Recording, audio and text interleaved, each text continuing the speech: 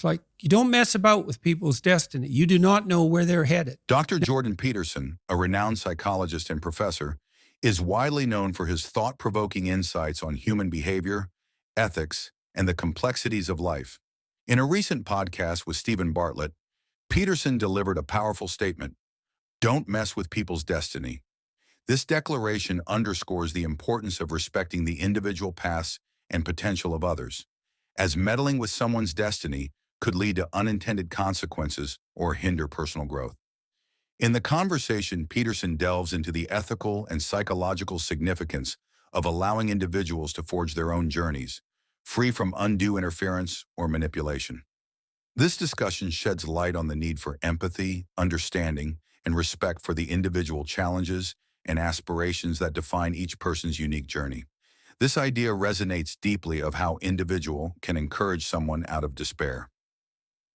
Let's start. The encouragement of the individual. We all have people in our lives that we want to encourage. We hope. Yeah, we hope, right? And we sometimes fall foul of trying to force our own bias, our own intention for them, on them. What is the best way? If I've got a friend in my life or a partner that I want to encourage to come out of their place of despair into a better place, how do I effectively do that without overpowering them or stifling them or making them feel inadequate, which is sometimes the consequence of trying to change someone you love? Well, example's good.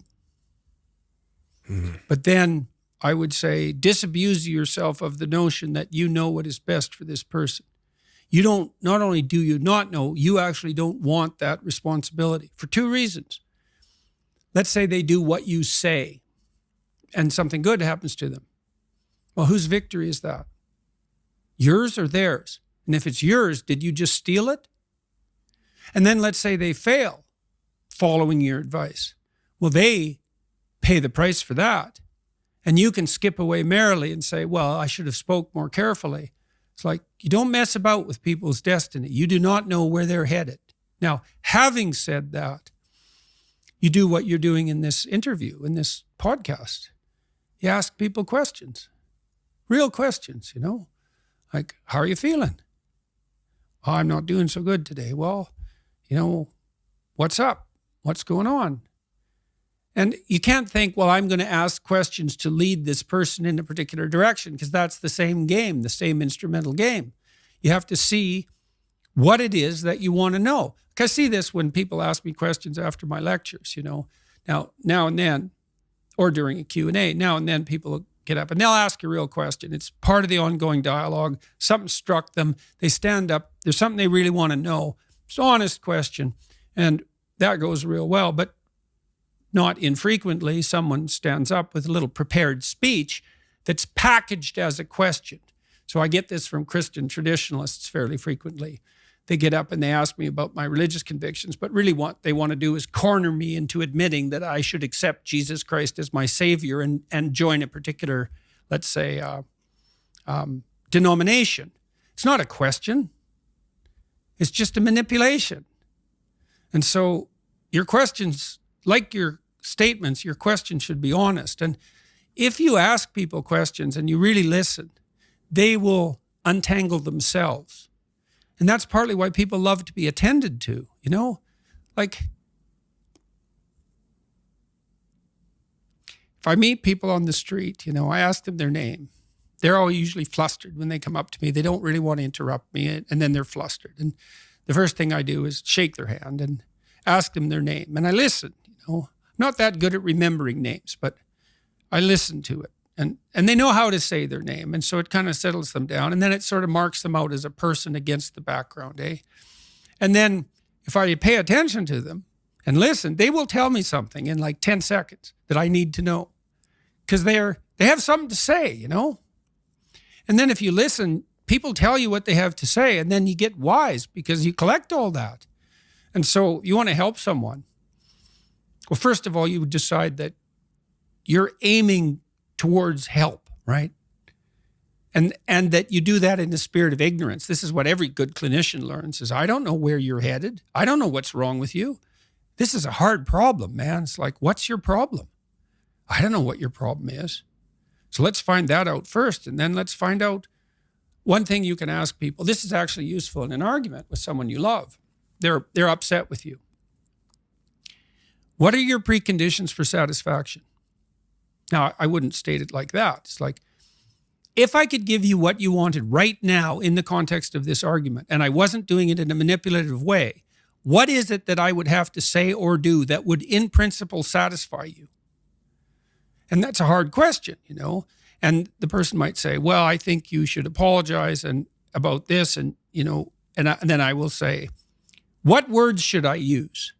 And they'll say, well, if you loved me, you'd know. And I would say, no, I'm stupid and ignorant, and I don't know what the right words are to satisfy you. So why don't you give me a hand with that, and I'll utter them inelegantly and awkwardly in a good faith demonstration of my commitment to peace. And that won't be so good, because maybe it would have been better if I came up with it myself, but maybe next time I can do slightly better.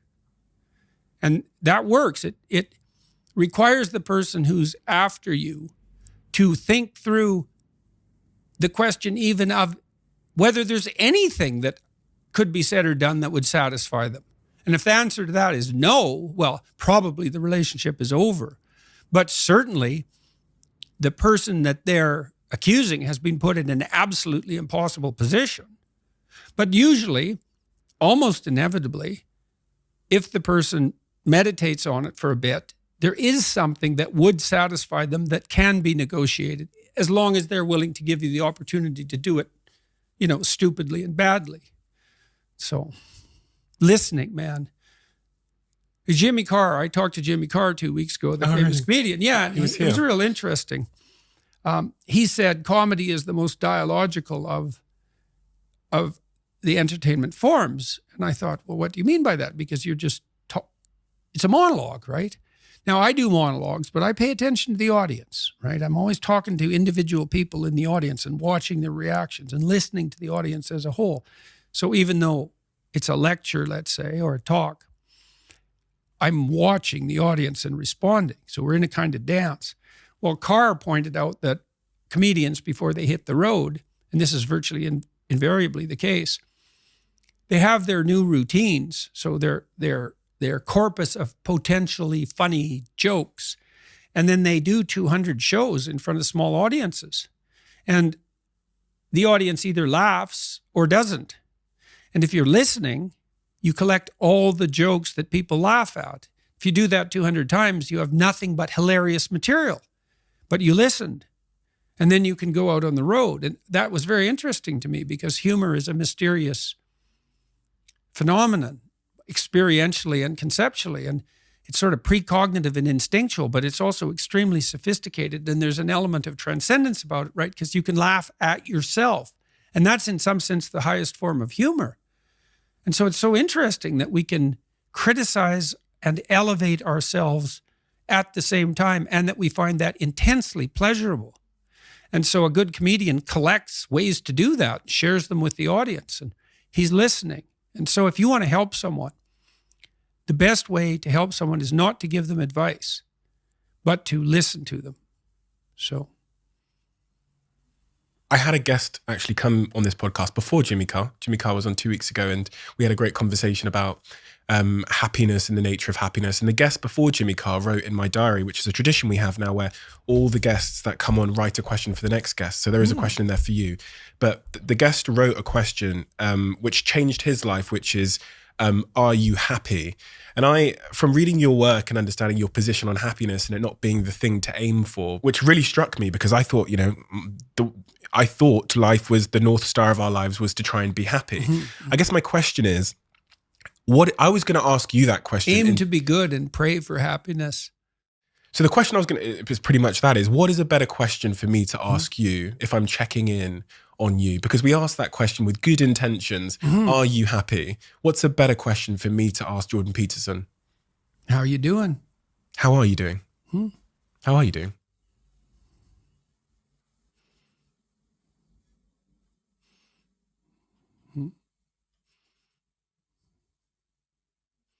Brilliantly and terribly.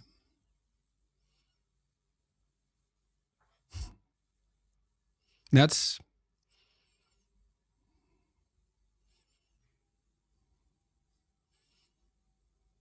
You know, when you listen to a profound piece of music,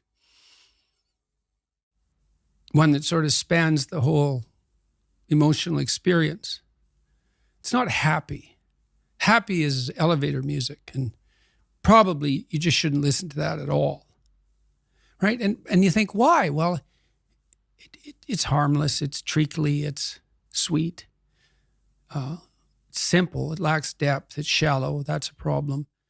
It doesn't have that deep sense of awe and horror, I would say, that is characteristic of the best of all music. You know, you listen to some simple music, so-called. Hank Williams is a good example. You know, the blues cowboy from the 50s who died of alcoholism when he was 27 and whose voice sounds like an 80-year-old man. Simple melody, you know, but there's nothing simple in the song and in the voice. It's deep, you know, it's like the blues. It's like black blues in the States from the 20s, and this was certainly influenced by that tradition. There's this admission of a deep suffering at the same time as you get the beautiful transcendence of the music. And that's meaning, you know, that's awful in the most fundamental sense, but you need an antidote to suffering, and it has to be deep. And you know, deep moves you tectonically, and it's not a trivial thing. But that's better than happiness. And maybe if you're lucky while you're pursuing that and while you're immersed in it, you get to be happy, and you should fall on your knees and be grateful for that when it happens. You know, it's a gift. It really is a gift. And it comes upon you unexpectedly, your happiness, you know. But you aim to climb uphill to the highest peak you can possibly envision. And that's better than happiness. Why did you include terribly? Well, for example, now when I go, wherever I go in the world, people come up to me and they're usually, I wouldn't say they're happy to see me. They're often in tears, you know, and they often have a pretty rough story to relate. You know, they were suicidal or nihilistic or homicidal or trapped, desperate, you know, and they tell me that real fast. And then they say, I've overcome that to a large degree, and thank you for that. And you think, well, that's really something to have that happen over and over. In some ways, you might think, well, how could anything better possibly happen to you than to have people come up to you all over the world, strangers, and open themselves up like that, like they're old friends so quickly. But at the same time, it's an awful thing because you see, even in the revelation of their triumph, the initial depth of their despair.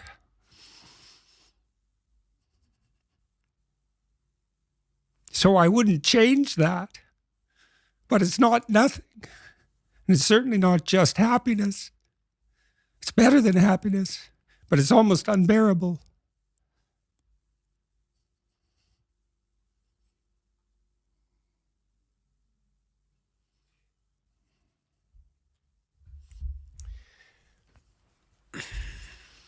God, tears again.